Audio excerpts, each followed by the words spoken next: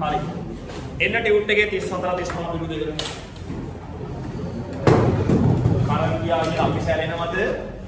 නෑ. එන්න ටියුට් එකේ 34 35 පිටු දෙකට. චුට්ටක් අහගෙන ඉඳින් ලොකු ගාණක් හදන්න දෙයක් නෙමෙයිනේ. අපි මේ වෙනකොට කාල පදනමට අනුව වැටුප් ගණනය කරන එකයි අනිත් එක පුතේ ඒකක පදනමට අනුව වැටුප් ගණනය කරන එකටයි ගණන් දෙකක් හැදුවා. හරිද ඔය ඒකක පදනම මත වැටුප් ගණනය කරද්දී තව චූටි නෝට් එකක් එතන යටින් දීලා තියෙනවා. මෙතන මට පේනවා ඒකක පදනම මත වැටුප් ගණනය කරද්දී පුතේ තව ඒක ඇතුලේ පොඩි එක පොඩි අණු කොටස් කීපයක් තියෙනවා. අණු කොටස් ටික තමයි මේක. හරිද දැන් ඔතන තියෙනවා යාට පේනවද යට තියෙන මේ වාක්‍ය චුට්ටක් කියමු. කොටුවට යට තියෙන වාක්‍ය මොකක්ද පුතේ? කොටුවක් ඇතුලේ සූත්‍රය දීලිට යට තියෙන ඡේදය.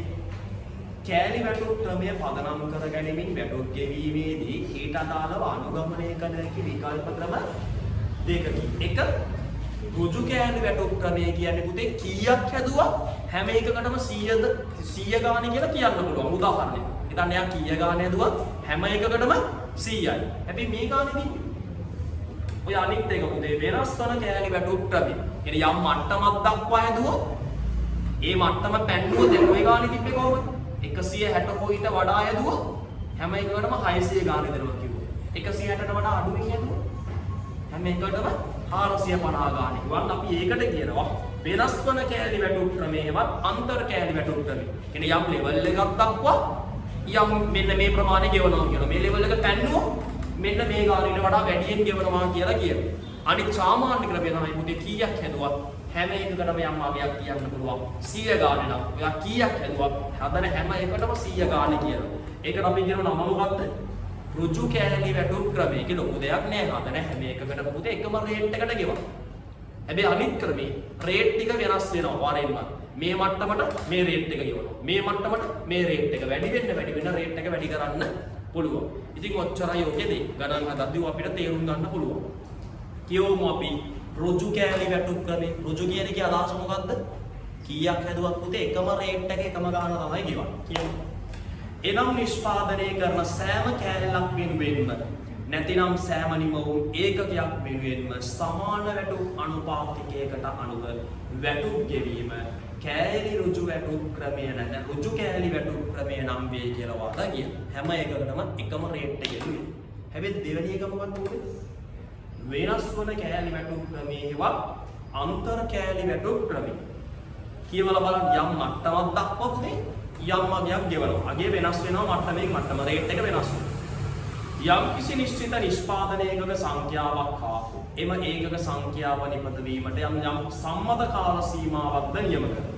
එම සම්මත කාල සීමාව තුළදී නිපදවිය යුතු නිශ්චිත ඒකක ප්‍රමාණයට වඩා වැඩිපුර ඒකක ප්‍රමාණයක් නිපදවන සේවකයක් අට වැඩි වැටුප් අනුපාතිකයකට අනුව වැටුප් ගෙවීමත් නියමිත නිශ්චිත නිෂ්පාදන ඒකක ප්‍රමාණයට වඩා අඩුවෙන් නිෂ්පාදනය කරන සේවකයන්ට අඩු වැටුප් අනුපාතිකයක් මත වැටුප් ගෙවීමක් වෙනස් වන කෑලි වැටුප් ක්‍රමයේදී සිදුවේ. ඉතින් මොකක් අපි දැක්කනේ පුතේ 160කට වඩා වැඩියෙන් හදුවොත් මේක කිව්වා 600 ගාන ගෙවනවා. 160කට වඩා අඩුවෙන් හදුවොත් 450 කියලා කිව්වන්න වෙනස් වෙන ක්‍රම. මුල් ක්‍රමයේද කිව්වේ කීයක් වුණත් එකම රේට් එක දෙනවා. ඉතින් මේක ලොකු වෙනසක් නේ. අපි යම් කෙලින්ම වාසිය වාසිය. ඔයා මෙහෙම තේරුම් ගන්න. මුලින්ම කාල පදනම මත මෙන්න මේ කාල පදනම මත වැටුප් ගණනය කිරීමේ වාසි මොනවද දීලා තියෙන්නේ? එකෙන් එක බලමු. මම තව පැහැදිලි කරන්නම්. මොකද්ද පුතේ මුල්ම වාසි? වාසි වල යටින් දීලා තියෙනවා කාල පදනම මත වැටුප් ගෙවීමේ ක්‍රමයේ වාසි. එක මෙම ක්‍රමයට අනුව වැටුප් ගණනය කිරීමේදී සේවකයාගේ වැටුප ස්ථීර වීම. මේක ස්ථීරයි කියන්නේ හේතුව පුතේ එයා දවසට පැය 8ක් ඇවිල්ලා නම් සරල දවස වැඩ කරත් නොකරත් නිකන් පැය 8ට ගෙවනවද නැද්ද? ගෙවරේම නිකන් ඉන්න බෑ. පරීක්ෂණය කරනවා පරීක්ෂක නිලධාරීන් ඉන්නවා. හැබැයි යාට පුතේ ආවම වැටුප ස්ථීර වෙනවද නැද්ද? එනේ මේක ආපු පළියට ගෙවනවද? නෑ. මේකේ හදන ඒකක ප්‍රමාණය වැඩි නම් වැඩි අඩුයි නම් අඩුයි. මේකේ ස්ථීර වැටුපක්ද තියෙන්නේ? නෑ. මේකේ ඇවිල්ලා පුතේ පැය 8 වැඩ කරද්දී හැමෝටම සාමාන්‍යයෙන් ස්ථීරාගයක් නේද? හරිද? සාමාන්‍යයෙන් එක රේට් එකක් යන හැමෝටම මේ රේට් එක ගියේ. මේකේදී නම් රේට් එක වරින් වර කියන්නේ තම තමන්ගේ වැටුප අඩු වැඩි වෙනවා නිපදවන ඒකක ප්‍රමාණය මත. දැන් කියන මුල්ම වාසිය තේරුණා. එන්න දෙවෙනි වාසිය.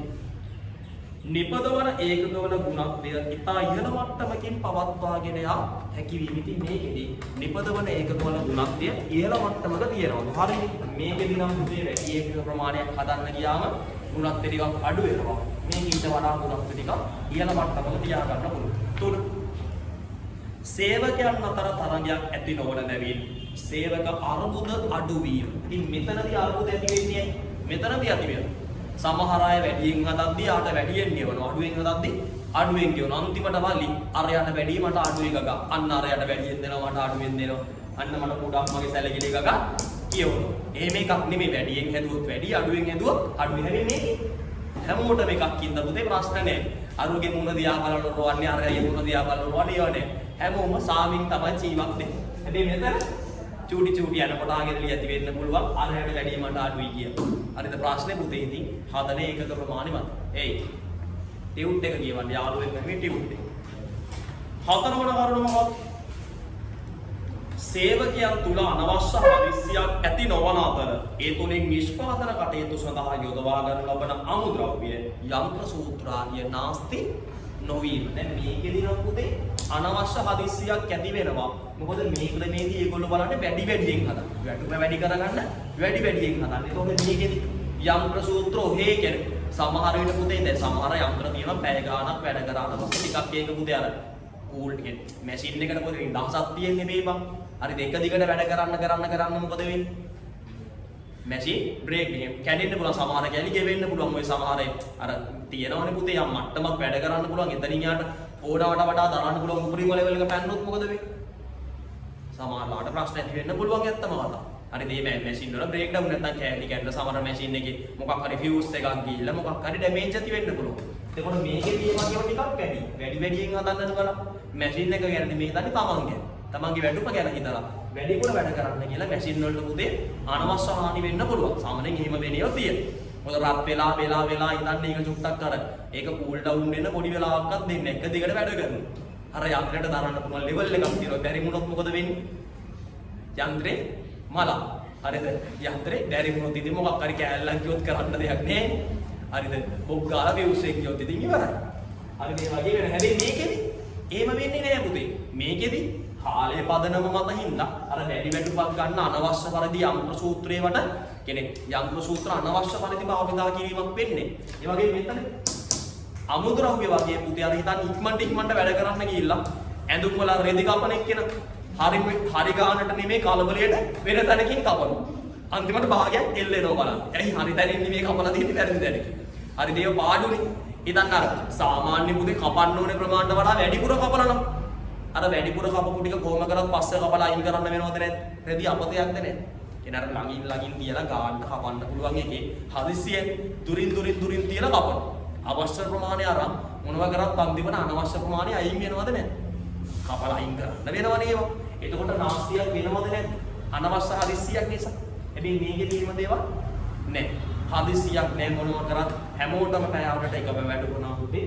ඊට වඩා හදිස්සිය අඩු හින්දා ඒවට හානි වෙන ප්‍රමාණය අඩු. ආයිත් වාසිය ටික කියවලා බලන්න.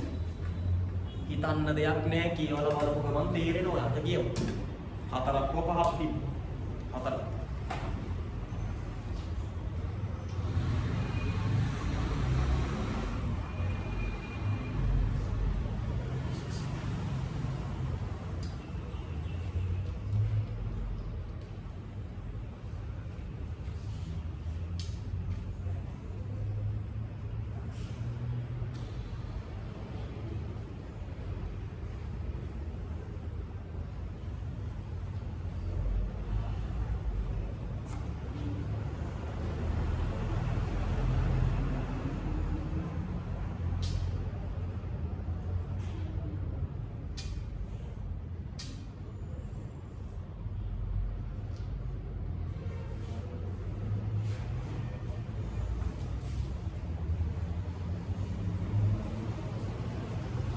හරිද?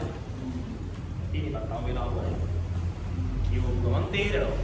ඔය වගේ පුතේ විවාහ වලට සත්‍ය අසත්‍ය දාන්නේ ඒ වගේ වහන්න පුළුවන්. නැත්තම් මේ ඔබ ඡේද පිටින් වාට මේකේ වාසි පහක් දක්වන්න පහදන්න කියලා අහන්නේ. ඒ BS පේපර් වලනේ. හරිද? මේකේ වාසි පහ දාන්න. ඒ වගේ වෙන්නේ නම් කරන්නේ එහෙම ඒවා දෙන්නේ. සත්‍ය අසත්‍ය දාන්නේ වගේ දෙයකට ඉතින් දැනගෙන ඉන්න ඕන. ඊළඟට අපි බලමු මේ ක්‍රමය. දැන් මේ ක්‍රමයේ වාසි මේ ක්‍රමයේ අවාසි වෙනවා. හරිද? මේකේ පරස්පර විරෝධීන ක්‍රම දෙක. මේකේ වාසි මේකේ අවාසි වෙනවා. නේද? මේකේ අවාසි කියන්නේ මේකේ වාසි බවට පත් වෙනවා. බලන්න අවාසි මොනවද දීලාද? අවාසිය මේක. සේවක කාර්යක්ෂමතාව ඇගීමට ලක් නොවන බැවින් කාර්යක්ෂම සේවකයන් කලකිරීමට පත්තිවිදි වෙන්න පුළුවන්. මේකෙදි පුතේ මේ ක්‍රමයේදී නම් වැඩියෙන් ඇදුවොත් වැඩි වැටුපක් හම්බ වෙනවා, අඩුවෙන් ඇදුවොත් අඩු වැටුපක්. හැබැයි හැමෝටම මේකෙදි පැය ගානවත් එකම වැටුපක් නම් අර කාර්යක්ෂම සේවකයන්ගේ පුතේ එයා දන්නවා මම කොච්චර වැඩ කරා මටත් මෙච්චරයි කියලා. කාර්යක්ෂම වෙන්න පුළුවන්ද බැරිද? වෙන්න පුළුවන්. යම් සම්භාවිතාවයක් තියෙනවා කියලා කියන්නේ. මේකෙදි වැඩියෙන් ගෙවන්නේ නැහැ හැමෝටම එකම රේට් එකේ ඉඳලා. එතකොට කාර්යක්ෂමයි පුතේ කාර්යක්ෂම සේවකයන්ට එතනදී කලකිරීමක්පත් වෙනවා. එතන කියනවා කලකිරීමටපත් වීමක් වෙන්න පුළුවන්.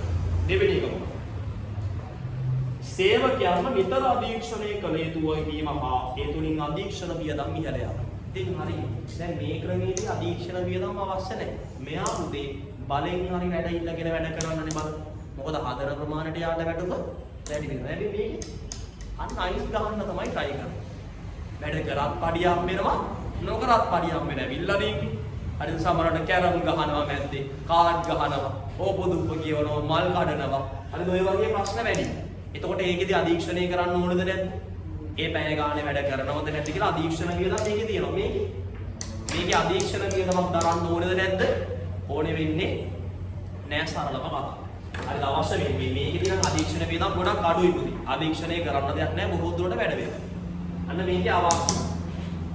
තුන්වෙනි කරුණ මොකක්ද? කියවලා බලන්න තුන්වෙනි කරුණ. නිපදවාගත හැකි ඒකක ප්‍රමාණය අඩු වන අතර මුළු වැටුප් වියදම නිෂ්පාදන අඩු නිෂ්පාදන ඒකක සංඛ්‍යාවක් අතර බෙදී යාමේ එක් ඒකකයක වැටුප් පිරිවැය වැඩි වීම. ඔකේ අදහස මේකයි. සාමාන්‍යයෙන් මේ ක්‍රම දෙකට සාපේක්ෂව මේකෙදි නිපදවන ඒකක ප්‍රමාණය ටික අඩුයි. මේකෙදි වැඩියෙන් හදනවා වැටුප වැඩි වෙන හින්දා. මේකෙදි ටිකක් හදන ඒකක ප්‍රමාණය අඩු වෙන්න පුළුවන්. මොකද තුනක් ගැන අපේක්ෂා කරද්දී පුතේ හදිසියක් නැතුව හෙමින්නේ හදන. ඒතකොට නිපදවන ඒකක ප්‍රමාණය මෙතනදී අඩු වෙන්න පුළුවන්. මුළු වැටුප් පිරිවැය, දරන වැටුප් පිරිවැය අඩු ඒකක ප්‍රමාණයක් අතර බෙදුවොත් ඒකකට යන වැටුප් පිරිවැය මොකද වැඩි වෙන්න පුළුවන්. සරල කතාව මුළු වැටුප් පිරිවැය පුතේ නිපදවන ඒකක ප්‍රමාණය බෙදුවම ටිකක් අඩු ඒකක ප්‍රමාණයක් නම් එන්නේ. අඩු ඒකක ප්‍රමාණයකින් බෙදුවම ඒකකට අදාළ වෙන වැටුප් පිරිවැය මොකද වෙන්නේ? වැඩි වෙනවා. එකක කොස්ට් එක ටිකක් වැඩි වෙනවා. මොකද හදපු ඒකක ප්‍රමාණය අඩුයිනේ. ඒතකොට අඩු ඒකක ප්‍රමාණයක් අතරින් බෙදුනොත් ලැබෙන අගය ටිකක් එක ඒකකයකට දාන වැටුප් පිරිවැය වැඩි වෙනවා. පොඩි අවාසියක්. හැබැයි මේකෙදී වාසිය වෙනවා. මේකෙදී නම් පුතේ වැඩියෙන් හදනවා. ඒතර වැඩියෙන් හදද්දී මුළු වැටුප ඒකක වලින් බෙදුවම නිකන් එකකට වැටෙන වැටුප් පිරිවැය ටික අඩු වගයක් ගැනීමේ හැකියාවක් තියෙනවා. බලන්න ආයි අවාසි ටික එකපාරක් බලන්න අවාසි. ඒ අවාසි නේ ටියුට් එකේදී ටියුට් එක බලන්න.